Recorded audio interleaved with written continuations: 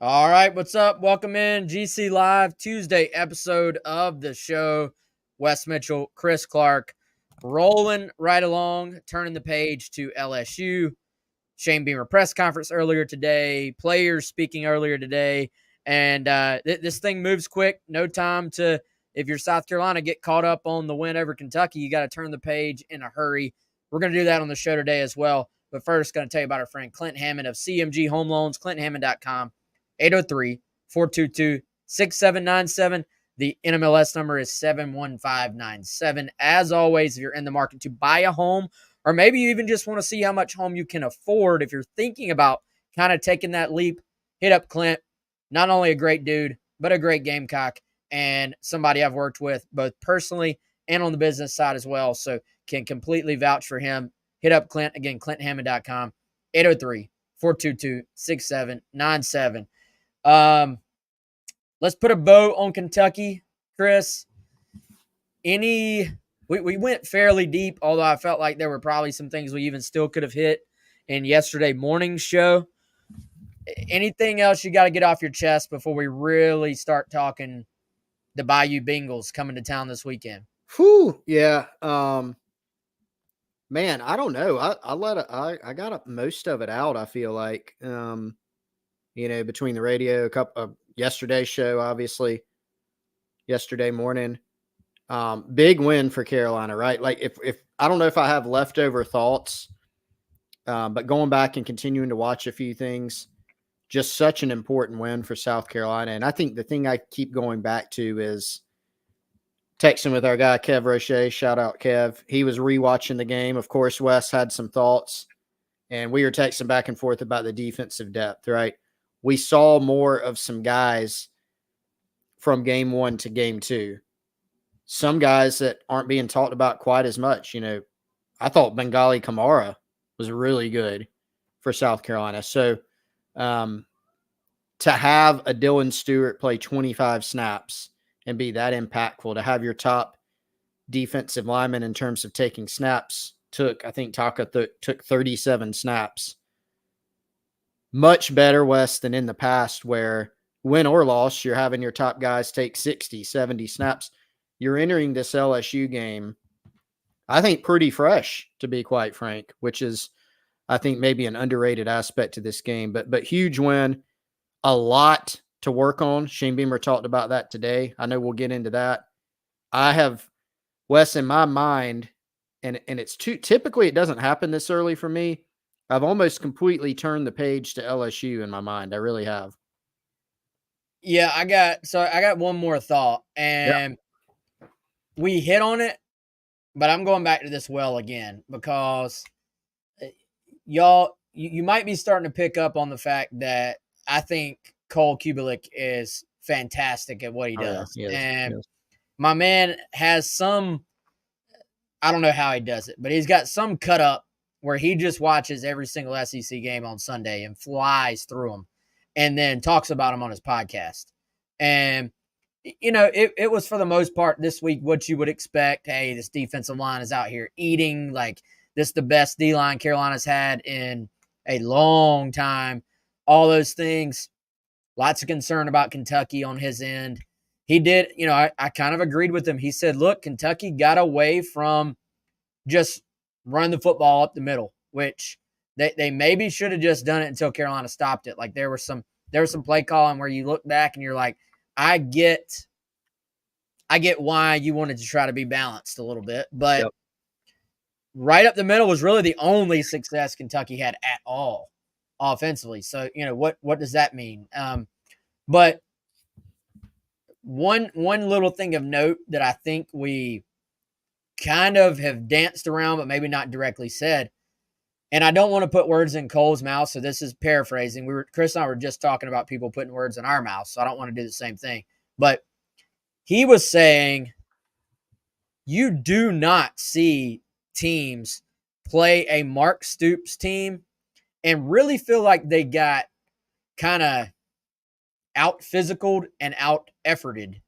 And you really saw that, I think, on Saturday. And the other point, dude, this is kind of one of those things where I think it's a national or, conference level person seeing something we've talked about, something we've seen, but it kind of clicked in my head a little bit more just seeing, somebody else really saw that the same way that we did. We're not just in our echo chamber here.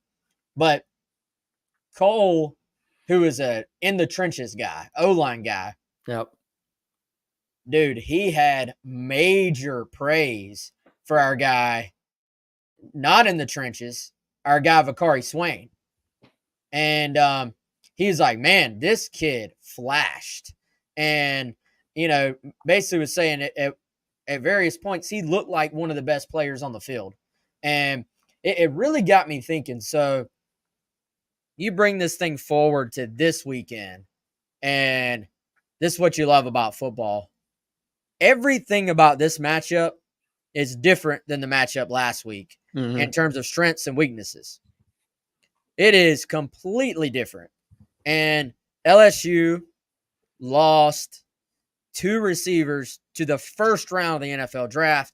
They lost quarterback to the first round of the NFL draft. And yet they still have a quarterback in Garrett Nussmeier who has thrown 8 touchdowns in 2 games, which actually leads the country in touchdown passes. So they've got some receivers, man. They've been banged up on offense. They lost their starting running back for the season, ACL, and they've had to lean on the passing game. And because they have this big, just amazing offensive line, frankly, like they're very good up front. We'll get to that matchup, I'm sure, as the week goes on. They've leaned on the passing game. They've leaned on the downfield passing game. So in the trenches, this thing's going to be fascinating. But on the edges, this thing is going to be fascinating as well. And, depending on matchups, Vakari is a guy, we've talked about it. Like, this kid has elite just movement ability. I wouldn't be shocked if at some point Carolina maybe says, hey, we just need our best, absolute best athlete out there in some man coverage, in some space. Is that Vakari Swain? Like, I know he's not played as much as the other guys. I know Collier maybe is a little bit further along just in terms of development, knowing exactly where he's supposed to be on the field. But if you want that pure, we're talking mano-a-mano, one-on-one, man coverage, athlete versus athlete, maybe Vakari could play a role on Saturday. But certainly it just locked it in my head.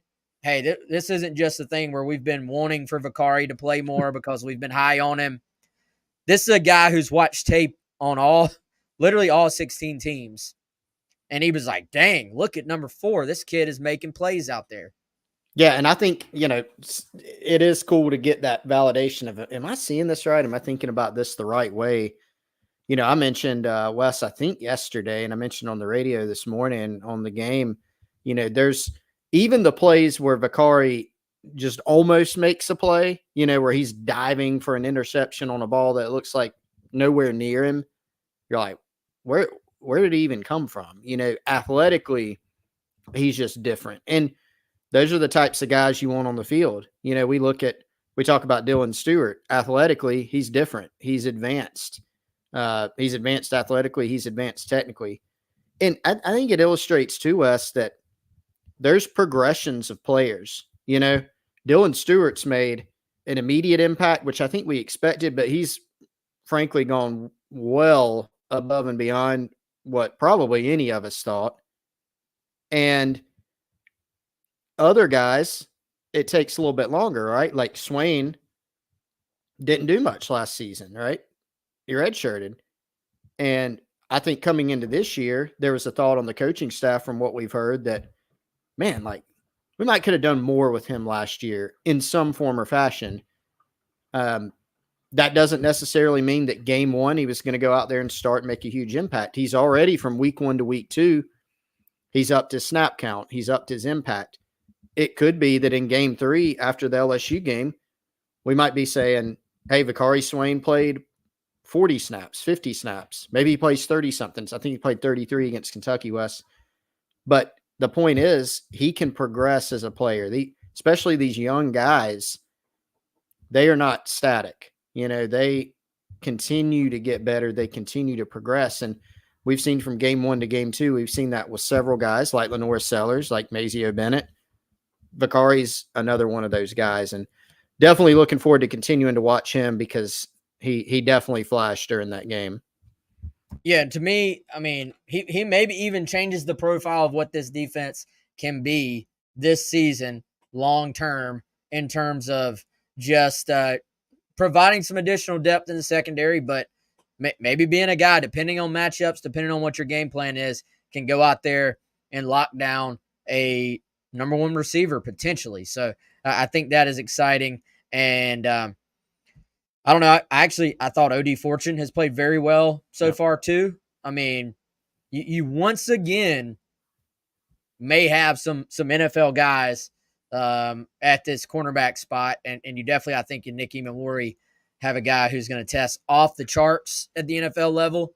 When they do the combine stuff, and clearly is making plays from his safety spot as well. So, lots to like about all three levels of this defense for South Carolina as they go into a game that is, going to test them, which I think it's fun every week to kind of almost like have to restart things to an extent because you're just going to face a different test. And you look at LSU, we're used to them having a great defensive line, Chris. They've got trouble at defensive tackle, which it got made even worse by the fact they're missing, their best guy to an injury. Now, they still have gotten some pressure the first two games, but it's been more that they've blitzed. They've got some question marks in the secondary. We know South Carolina has question marks until they don't at wide receiver. So there are some interesting matchups, kind of what I call game within the game type matchups that will determine who wins this game that are almost entirely opposite from what we saw against against Kentucky for South Carolina going into this one. All right, let's talk about the press conference today. A lot of talk about game day, a lot of talk about just the spotlight being on South Carolina. Great opportunity for the Gamecocks. This one was hit on a little bit by Beamer today, but we've heard this before, we've heard this thought before. But once again, for the University of South Carolina Gamecocks football team, can you deal with success? Oh, yes. The age-old question, Chris. I had two main takeaways, Wes, from today. We will get to the next one. Although, if you want a hint, somebody's already put it in the comments. We'll get to that. And we got plenty, we'll have a Thursday will be our preview show. So we got to save some of the material to preview the game until then. And I know we got more to dive into with these matchups. But I thought today, be interested to see if you agree with this. I thought this is one of Shane Beamer's more interesting press conferences since he's been here. He spent a lot of time talking about just what you said, handling success. And I think he went into more detail, about some of the things that he told the team leading up to the Kentucky game, some of the things that he's talked about with them since. And Wes, I think he stayed away from coach speak. I mean, did he give some phrases that coaches often utter when they're talking about things like this? Sure, that's not what I mean. I think he really challenged his team. It's pretty clear from some of those anecdotes he gave that he's really not shying away from that fact of, hey, sometimes we haven't handled success too well here. Sometimes we've had a performance where people write us off. We go play well, remind people that you shouldn't have punted on the season, but then you might go out the next week and not handle that success well and lose, right? And so I thought he was pretty honest about those things. And really, to me, the way I took it, Wes, was he's challenged this team to, hey, we got to do a lot of things better to win this game. Yeah, and I think, Chris, there are still some things you can use for motivation as well. For one, not that anybody should care in the building what he thinks, but like you got people like Paul Feinbaum basically saying, why is game day even going to Columbia this week? Like, yeah, I'd lean into any motivation I can find in this one. But, when you first got game day, I still remember being a kid, being in high school, I guess, when they got game day the first time. And it was Steve Spurrier's Florida team that came down here and dismantled a really good Carolina team. And but just the excitement of having game day in Columbia for the first time, it was crazy. It was insane. You're only 2 games into this year. Did it kind of work out for you a little bit on the schedule in terms of there not being just a mega other game this week? Of course. But hey, take advantage of the opportunity to put your program forward, to put your best foot forward. It becomes a huge opportunity for you to show the college football world what you have going on. And, I don't know if every recruit is sitting out there watching game day every morning. Like, I think that part's a little bit overblown. But is the college football world still paying attention to game day? Yes. Does it put your program in front of the right eyeballs? Yes. And to me, this kind of, my whole thing, my like Waffle House Index version of college football is, are they picking your game at the end of game day every week? Like, remember when Spurrier was here and had it rolling, Carolina and whoever they were playing was one of those kind of top 10 or so marquee games that at the very least they're going to be talked about. And they're going to say, well, can South Carolina beat Georgia, or can Kentucky upset South? Like, what's going to happen with South Carolina and Steve Spurrier this week? You want to be relevant in college football. The way to be relevant in college football is either to beat the teams that are the blue bloods or to push your way into that mix yourself. And it's still just one game. We're still just week 3. We still got it. This thing's got a long way to go, and this team's going to have to continue to take major strides forward to have like that kind of special year. But you do have an amazing opportunity this week to steal some spotlight back onto your program. Yeah, and more important on the recruiting front, Wes, to just get those guys on campus, right? Instead of having them sit at home and maybe, number one, they might be at another marquee game, on visits. A lot of these guys play football on Friday nights. Go visit somewhere on Saturday. The ones who aren't, maybe they catch some of game day in between a workout or in their spare time. You would rather have them on your campus. And Shane Beamer alluded to it today. And he's not just saying it. There is a good visitor list that has continued to grow.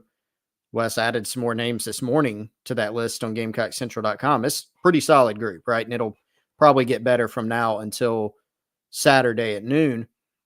But yeah, I mean, it helps you to have that profile being on game day and being consistently part of the conversation, right? It's a selling point that you can have to recruits. And obviously one of the reasons that we're talking about, South Carolina's pass rush, right? Look at recruiting. Dylan Stewart, a 5-star guy. You want to be that type of program to lure more guys like Dylan Stewart to your program. The more Dylan Stewarts that you have, the better you're going to be at football, right? Coaching matters, development matters. At the end of the day, the best programs have the best players. So it really is all about recruiting. And I know we'll talk more about recruiting this week too, Wes, by the way. Will be fascinating to see what the returns are. It probably is going to help South Carolina wins. It's going to help if they have a great atmosphere. But after kind of a little bit of lull in recruiting for maybe the past few weeks, can they make some headway there? I think that'll be interesting. This is also, I think, in my opinion, when you're building the foundation for the guys that are going to visit your school officially, whatever it is, like 9 months from now, when you get to the other end of it and they're taking those official visits and they're kind of deciding between 4 or 5 schools that they're, the school they're ultimately going to go to, you lay the foundation when you're talking about your 2026s right now, even your 2027s that are already high profile guys, getting them on campus now. some of, most of those names, unless they're local in-state guys, maybe you never heard of this 2026 from Georgia who's in this weekend, or this 2026 from Virginia. Maybe you don't have a reason to follow them quite yet, but if you're South Carolina in-house, you are laying those foundations for the guys that are going to be highly interested in your school later on as they start to narrow their lists. So I think that's what a great environment can do for you. And Chris, we even talked in the summer and leading into this season. You and I have always told people, hey, one game does not decide for a recruit. However, we talked about the importance of getting off to a quick start in this season, because some of these guys that maybe are committed to other schools, you look like a Michael Skinner, who you offered a little bit later down the line, but is heavily considering South Carolina. Maybe some of these guys you narrowly missed on originally, they're being recruited by schools that frankly had better records than South Carolina last year. But frankly, where maybe Carolina feels good about the relationships going into those decisions, can you grab the attention of someone, whether they show up or whether they see it on TV, whether they're just watching from afar, like, oh, hey, now South Carolina's 3-0 with wins over Kentucky and LSU.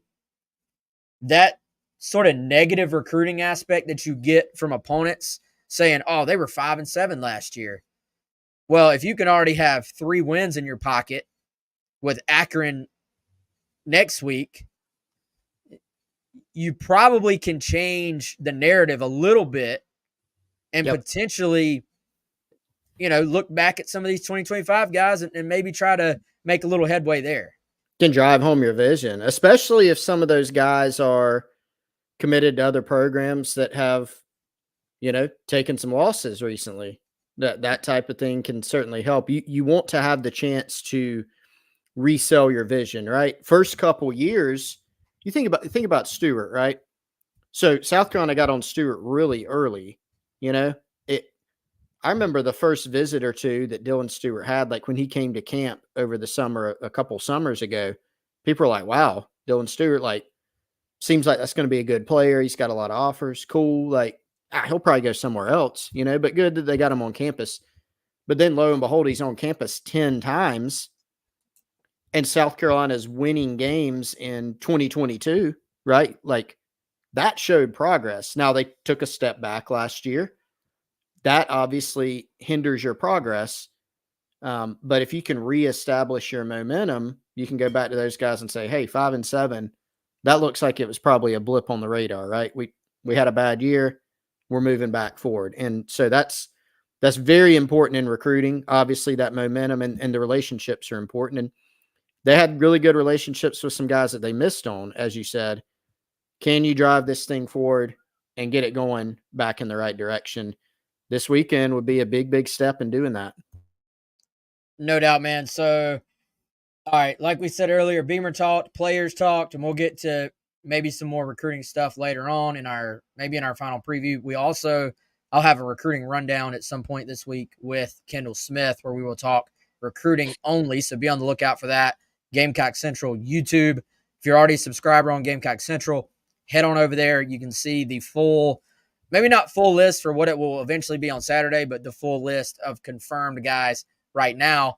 And Chris, if you're not a subscriber and you want to be a new subscriber, you can use code SPURSUP for 50% off, right? You absolutely can. 50% off, promo code SPURSUP, and gets you 50% off your first year. That promo code, Wes, will not be here for forever. So you should probably jump on. We would definitely appreciate it. And you can come see all our work at GamecockCentral.com. You can keep up with. We're gonna be busy on Sunday, Wes, one way or another, analyzing the game, hitting up recruits, seeing what they thought. Of course, I'm sure everybody hopes that it's a Gamecock win, because that will be a more fun Sunday and lead to some better returns. Should I tell the folks about one of our great sponsors too, Wes, while we're in the midst of this break? Yeah, let's do it. How about our guy, Brad Moore, over at Legion Investigative Group? I'm going to drop his website right here in the chat. It's legioninvgroup.com.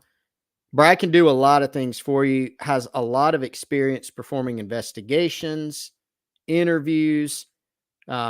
He can do private investigations for you.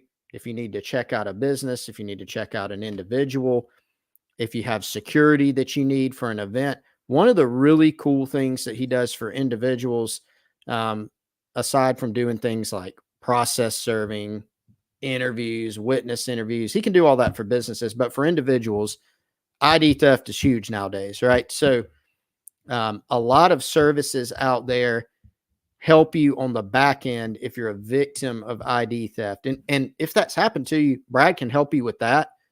But more importantly, he can help you get out in front of it. So if you're worried about ID theft, as pervasive as it is nowadays, there's spamming, there's phishing schemes, all sorts of stuff going on nowadays over email, over phone, all sorts of stuff.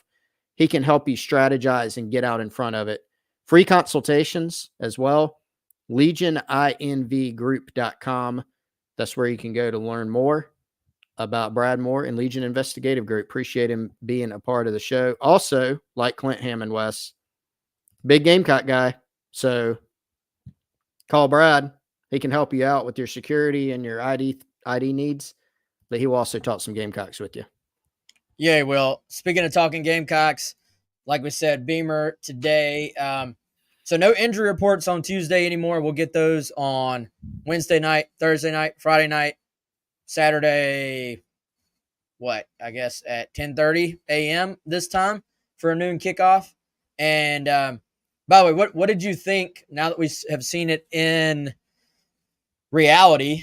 What did you think of the new way of doing injuries, Chris? I mean, I'm good with it. To me, I guess the upside is we get an updated look on a regular basis. Do you feel like it's given us any more actual information? I mean, I guess there's been times where, you get more of a full list, whereas in the past, maybe a coach would come in and not even give an injury report.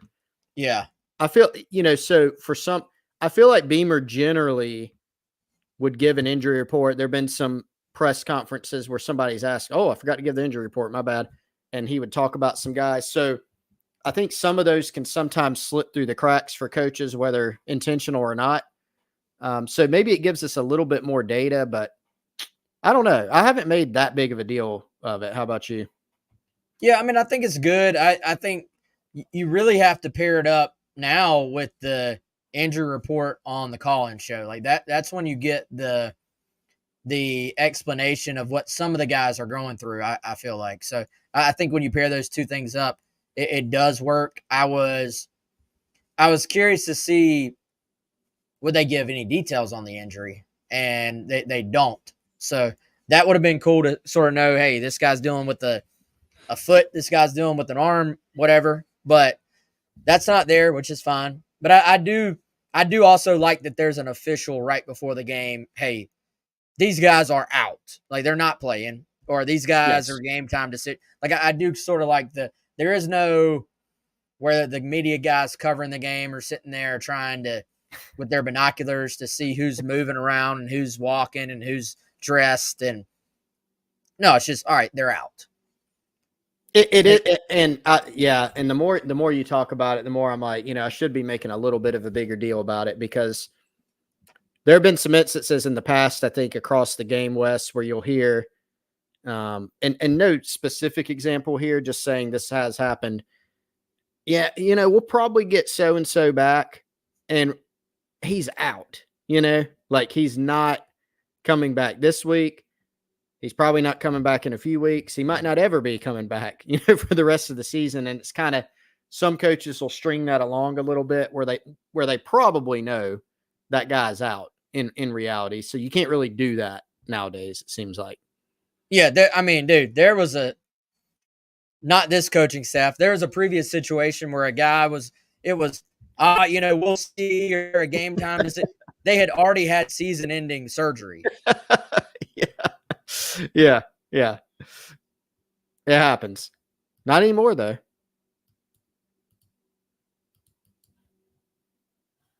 All right, my internet is going in and out. Oh, you're back.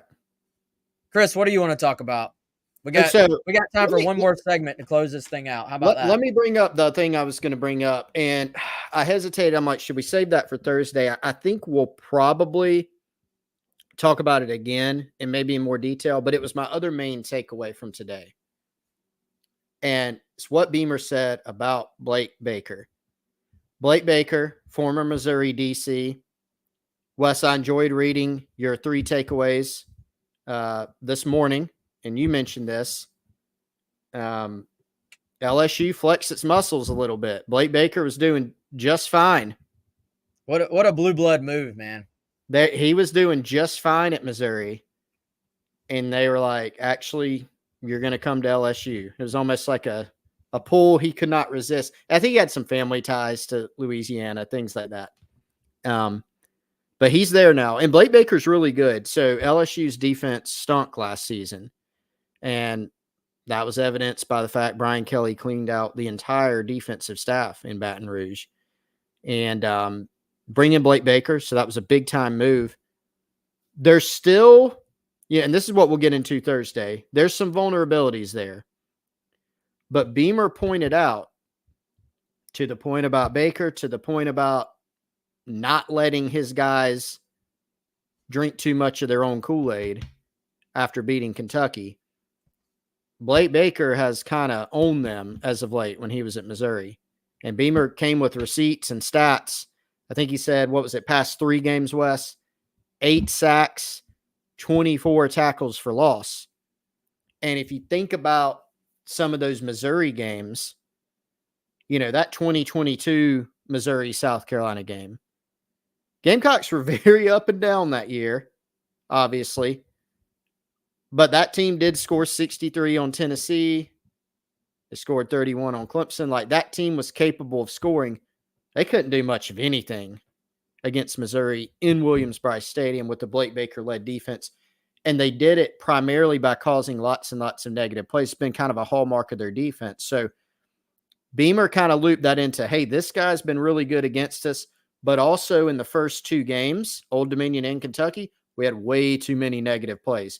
And so that's really a big point of emphasis for them in this game. That's something that I'm going to be keeping a close eye on and talking about a lot as the week progresses here.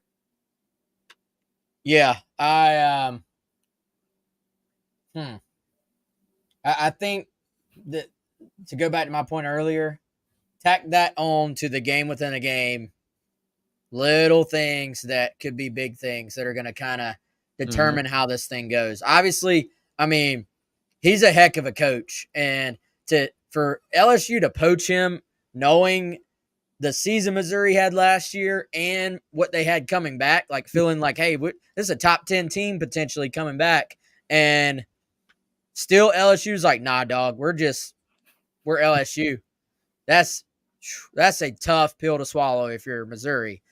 But, dude, think about this. If you're LSU, because of your defense last year, a program that traditionally has been loaded, especially in the secondary and especially in terms of pass rushers, loaded. They had a Heisman quarterback who threw for 40 touchdowns and 4 picks, 3,800 yards. He also rushed for 1,000 yards himself, 1,134 yards on the ground with 10 rushing touchdowns. Oh, by the way, 2 first-round picks at wide receiver in Malik Neighbors, who had almost 1,600 yards. Brian Thomas Jr., not the Gamecock version, who had almost 1,200 yards. And then Kyron Lacey, who is their guy this year, is a stud in his own right. He caught 30 passes for 558 yards. You had a solid tight end in Mason Taylor, 36 catches for 348 yards. And I believe actually for his career, maybe moving in on an LSU tight end record I saw. So he's been a steady presence for them. And you have arguably the best offensive tackle duo in the country. Great O-line. They bring back 4 of the 5 guys this year.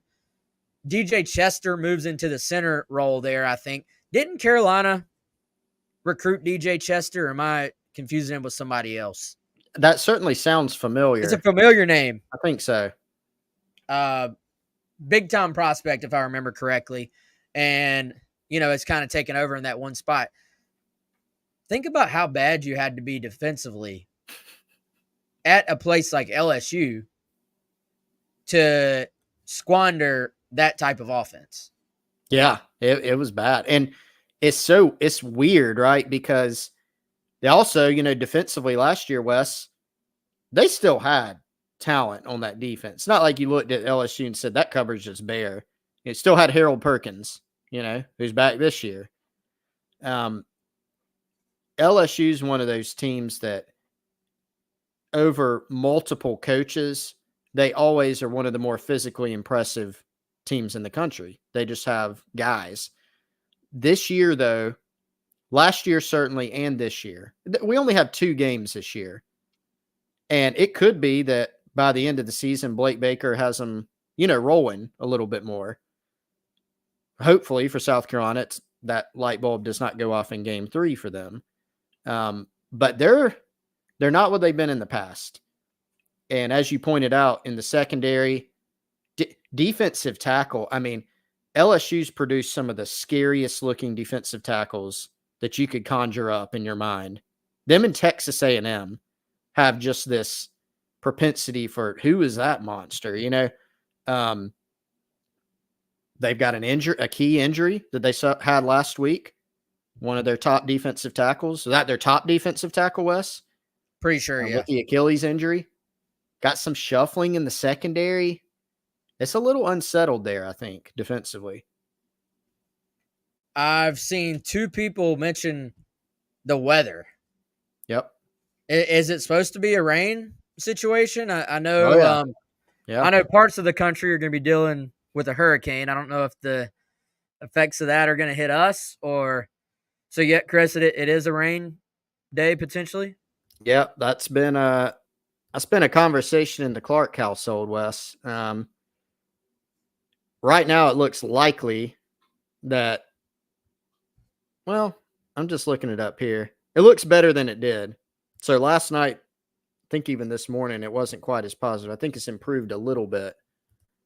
Man, do we ever know these days? No, I mean, it's hard. It can move through on Friday. It can move through on Sunday. Saturday could be fantastic. You never know. It's still very early in terms of predicting that. We'll see what happens. But I know, and this is a Dowell thing. He has told us before in press conferences, everybody thinks, if it's raining or snowing, when you're in the NFL, run the football. It gives the advantage. No, throw the football. The DBs do not know where you're cutting. The receivers, what direction you're cutting. So you could have guys slipping all over the place potentially in those situations. So that's something to maybe keep an eye on. And that receiver cornerback battle, it's going to be fascinating, man. LSU, much like Carolina's receivers, LSU kind of has some young guys they're trying to bring along at cornerback and trying to get up to speed. And, I think you're going to have to try to throw the football down the field against this team. It is, again, in every way, completely different than what we are seeing or what we saw this past week. Kentucky, and every team mixes their coverages, but Kentucky, for the most part, zone, zone, zone, zone. They're going to zone you up. And we saw a lot of Carolina's big plays were based on scheming up ways to throw the football into the windows of those zones. And then you look at this week, you're going to see a lot more blitzing. You're going to see a lot more man coverage, and you're going to see them dare you to throw the ball over the top.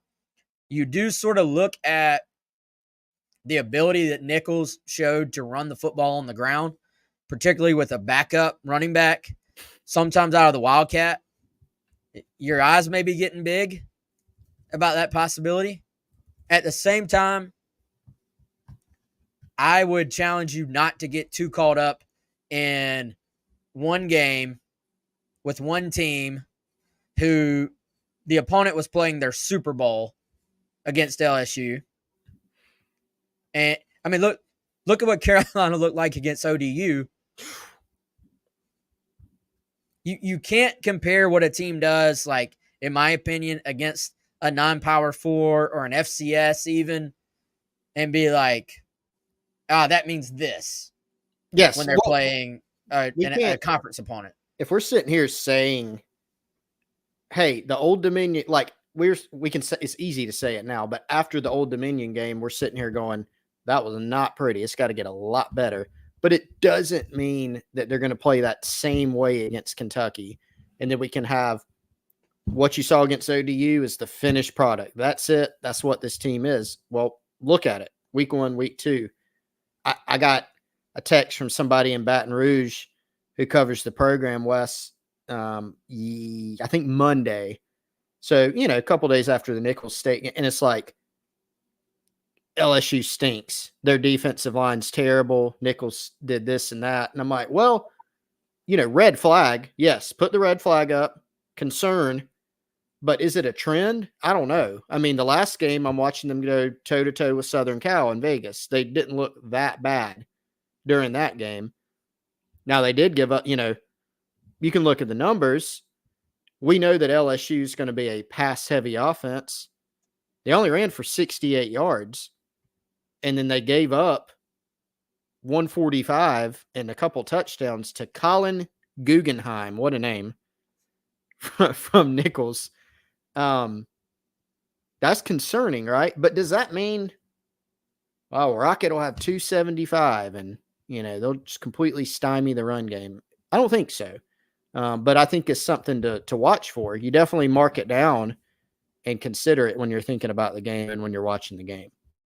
Yeah, and I think fair to say, Chris, we don't know yet how good LSU is. We don't know yet how good Southern Cal is. Like, Southern Cal was a team that goes into that game. People, after they lose Caleb Williams and defensive questions last year, blah, blah, blah, blah, people are kind of down on Southern Cal. And then they beat LSU, and everybody's like, oh, well, hey, maybe Southern Cal is good. And all the data still coming in. I mean, I'm trying to find the box score right now, Chris. I don't think Southern, just to sort of illustrate our point, I don't think Southern Cal ran all over LSU. In fact, I think Nicholls maybe had more success on the ground in their game than Southern Cal did. So, how much of that is about your personnel and I don't even know, honestly, at what point they lost their defensive tackle in all this, but how much did that play into the issues against the run? How much was it Southern Cal just being traditional in how they ran the ball versus, Nicholls getting in the Wildcat? Did you have some guys getting out of gaps or something that were involved with that? I mean, Woody Marks for Southern Cal had an okay day, not a dominant day. 16 carries for 68 yards, 2 touchdowns, a long of 17. That's 4.3 yards a carry, which, if that happens, I think both sides are saying, all right, we ran the football okay. If you're on defense, you're saying, we stopped the run okay. So, yeah, gotta be able to run it better, and got to, when I think about the run game, Wes, I think about the key that we were talking about earlier that Beamer brought up. No negative plays.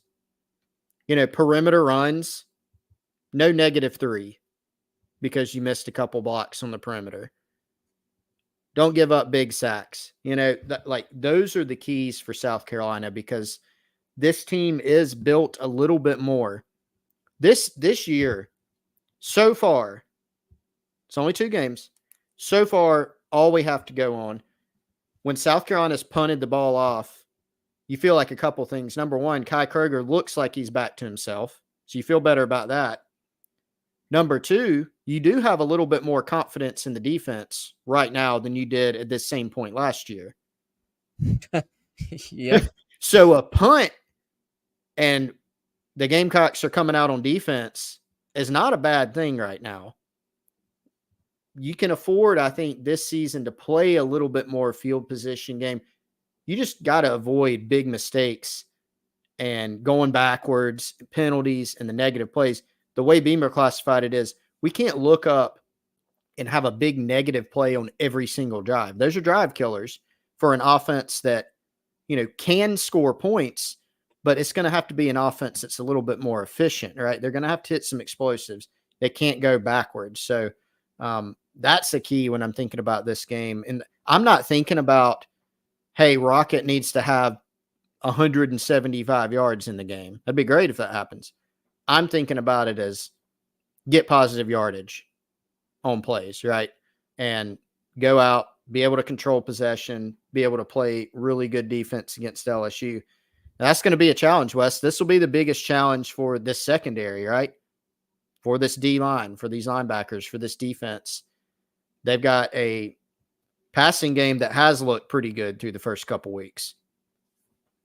Yeah, and I think as the week goes on, we'll dive even more into it, but you can already start to see maybe some of the storylines that are going to affect this game and provide who's going to win the game. I think in terms of these little battles within the different areas in the game. So, all right, y'all, we're going to get out of here. That'll do it for today's show. GC Live will be back tomorrow afternoon. That will be the Jack Veltri, Kendall Smith version of the show. Chris and I will be back on Thursday with our final thoughts, final preview for South Carolina versus LSU. And then, hey, game day. Hey, how, if you want to go to game day,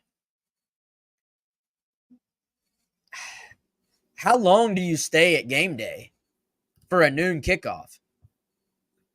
I know. Well, game day will move inside at 11. Are they moving inside? That's what they said. Yeah, that's pretty typical for the noon game. So basically, you'll have 9 to 11 at Gamecock Park. So you clear out of there by 11, you should probably be good. Hey, that'll be the first time game day's ever been in Gamecock Park and the first time it's ever been in Williams-Brice Stadium. There you go. Okay. Right? I think that's right. Like that's pretty cool. Every other game day I'm aware of has either been way back in the day. It was in the fairgrounds. And then, of course, they had a stretch where it was all in the horseshoe, which I thought was very cool, but just does not work for a noon game. And so, but then I got to thinking, I hadn't seen the thing. I didn't read where they moved it into the stadium at 11, because I'm like, that is going to be a mad rush to get into the stadium. Game day's over and they're about to kick the game off. So that will actually work out perfectly. Pat McAfee, by the way, already praising the Gamecock fans for what is he is expecting to be a massive crowd at game day on Saturday. So I know without a shadow of a doubt, y'all will not let him down. And it's going to be a great atmosphere. And Beamer's asking y'all, hey, it's a nooner, but make it feel like a night game. And I got a feeling, you can tell in this town, Chris, when there's a big game coming up. Like, you can already start to feel the buzz in the air a little bit. I think that's only going to build leading into Saturday. And excited to keep talking about it as the week rolls on. Excited to see what happens on Saturday as well. We'll have complete coverage for you, as always, here on the Gamecock Central YouTube page. Subscribe on here. And, of course, y'all know it, GamecockCentral.com. For Chris, I'm Wes. We'll talk to y'all soon.